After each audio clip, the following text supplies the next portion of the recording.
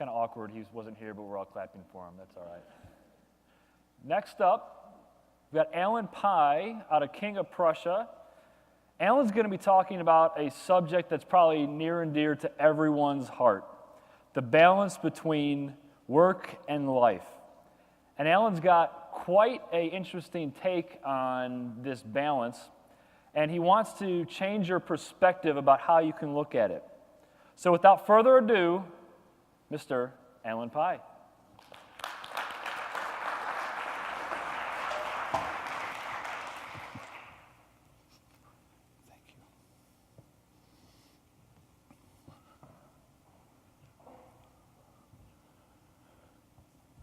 Work-life balance. We all want it, right? Or at least we're supposed to want it. We've seen posters, we've gotten brochures, we've seen briefings, we've seen infographics, how-tos, tutorials. There's even a work-life balance for dummies guidebook out there. The other day I searched on the term work-life balance. I found nearly 200 million hits. It's like a holy grail for human resources and for life coaches. For those of you that aren't familiar with the term, work-life balance is a big idea that's meant to inform our sensibility about how we make decisions of how we're going to spend our time and architect our focus when it comes to the things in our workplace and the things in our lives. It's the subject of all kinds of seminars and training and coaching, and it's really something that many people have found to be very useful as a concept for guiding how they do things, and it seems to be practical for some people to look at it this way. But I got to tell you, it's just never made sense to me. The whole idea of this work-life balance just challenges me.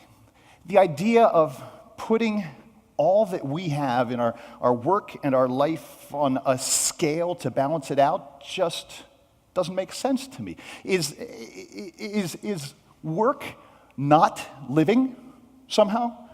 Am I not alive when I work? And is work not part of my life? And furthermore, is really work and life a fair way to describe everything that's a part of me? As far as I know, there's a lot more to my life. Think about it. There's my work time, yes, but there's my resting time, my exercise time, my learning time, my volunteering time, my spiritual time, my entertainment time, all sorts of ways that are all things that yell for my attention in my life. And all of these things have to be somehow put together into one lump on one side of a scale. I kind of picture a different way of looking at this. A scale with dishes arrayed all around it. And on each of these dishes might be some of the things that we're trying to balance. But still, take a look. Does that look like a practical place to balance everything or anything? Our lives are full of things that keep changing and priorities that keep magnifying themselves into different levels. And our life is full of all sorts of things that would drive us to something different than a balance. Is it possible to put the same level of emphasis on all of these things and have that work for us? The fact is, our life keeps changing. Our priorities keep changing. And that's something that we get to deal with on an ongoing basis. I'll use my life and career as an example. So I came into the workplace fresh out of college. I got my first big boy paycheck. That was pretty cool. Gave me a good idea that I should probably make work a good priority. But I also had some outside activities to keep that balance, going to rock and jazz shows, a little clubbing with friends, a small amount of exercise. I had a 20-year-old metabolism and had to let that do most of the work for me. But then I met this great girl, Lisa. And this was a relationship I wanted to put as much of my effort into as I could, because this was going to be something big in my life. And we got married. Yesterday was our 26th wedding anniversary. Thank you. And then came a daughter, Grace. And soon we were involved with all of her activities. But then at work, I was interested. Should I go after a graduate degree? But there were promotions from individual contributor to project leader to governance program manager to product owner to systems architect, all sorts of things that increased my responsibility. But then my parents were getting older as well, and they needed help with their house, even help with their health as time went on.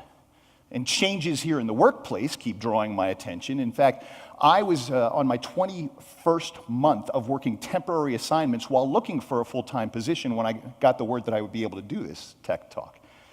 My goodness, when you look at the way that our lives are so complex, is balance possible? Is it even preferable? It seems as though imbalance might be what we really want when you get right down to it. And it does sound, according to work-life balance, as though once we get it right, once we find that balance, we're done. We got it. It's good.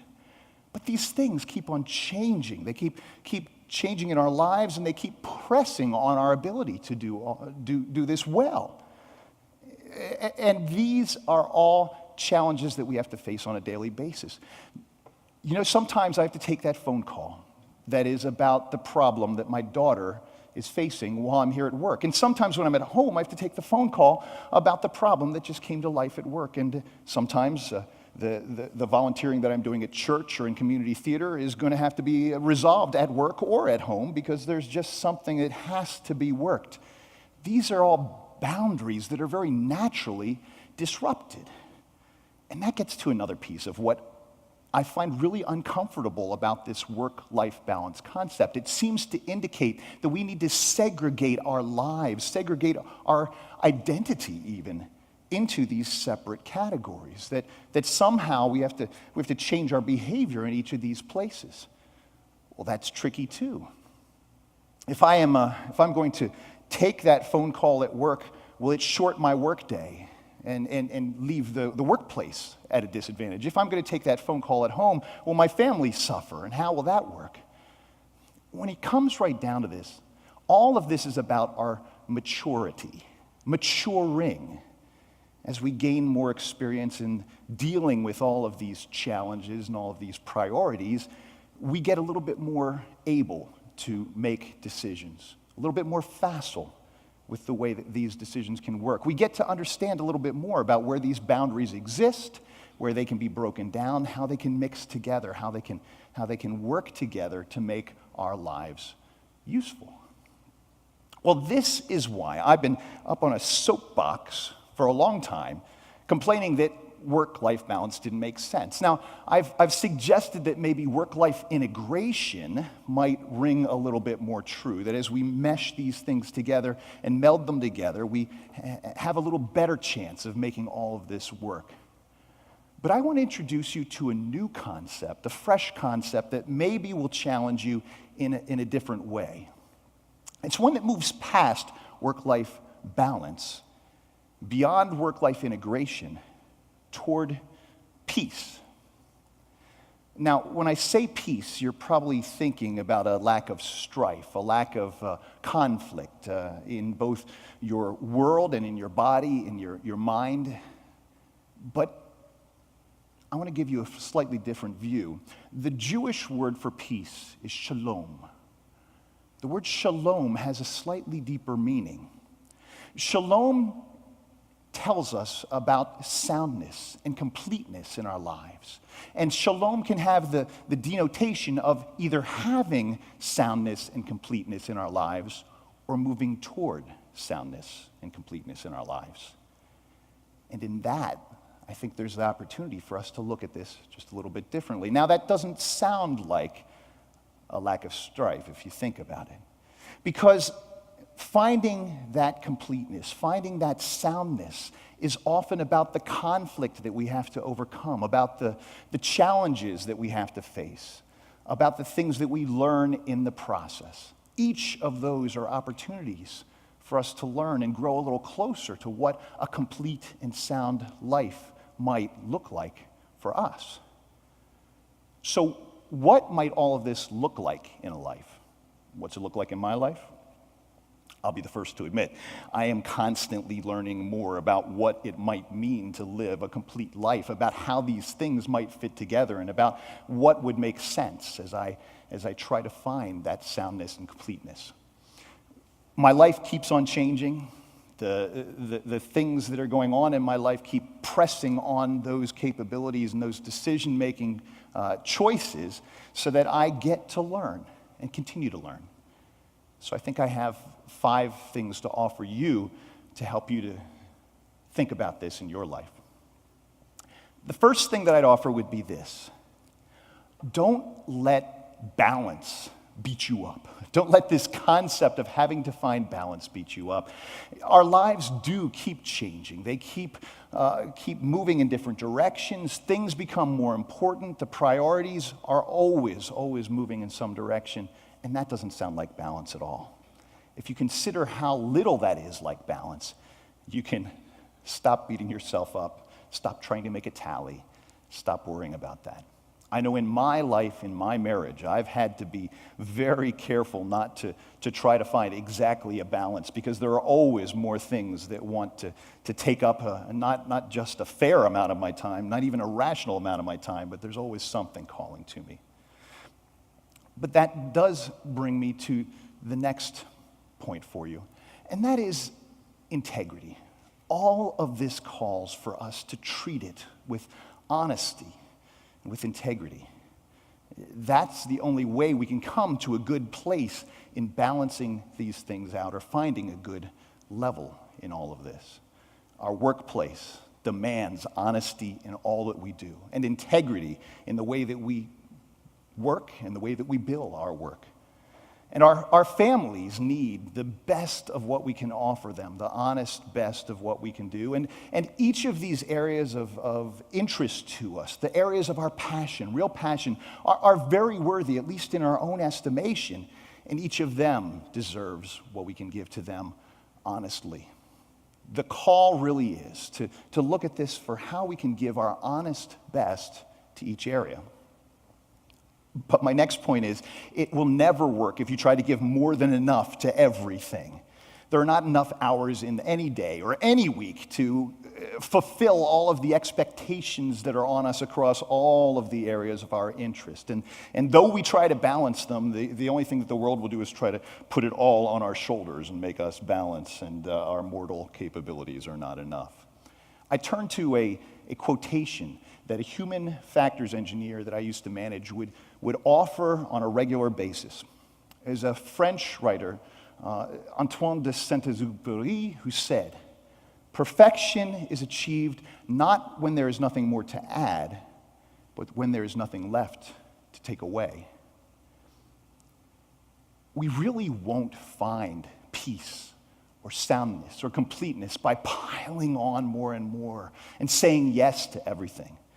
I'm very guilty of being one who would say yes to going and helping with something at church or helping with the community theater and going directly from work to a meeting or work to the theater or work to this or that day after day after day.